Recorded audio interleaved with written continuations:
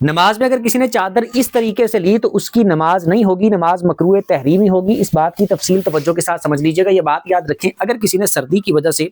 یا کسی بھی وجہ سے نماز میں منہ اتنا اگر ڈانپا ہوا ہے، یعنی آپ یوں سمجھ لیں اتنا کہ ناک میں اس میں ڈانپا ہوا ہے، چاہے عورت ہو چاہے مرد ہو، اگر اتنا بھی کہ ناک اور منہ دونوں اس طرح اتنے ڈانپے ہوئے ہیں، چاہے سردی کی وجہ سے لی ہے، چاہے کسی کپڑے سے اس طرح کیا ہوا ہے، چاہے کوئی ماسک پہنا ہوا ہے، اس طرح نماز پڑھنا مکروہ تحریمی ہے، یعنی واجب الاعادہ ہے، ایسی نماز کو دوبارہ پڑھنا ضروری ہے۔ اور اگر بالفرض کسی نے سردی کی وجہ سے چادر اس طرح لی ہوئی ہے کہ چادر ناک سے نیچے یہاں تک ہے، اس طرح کر کے لی ہوئی ہے، یوں کر کے،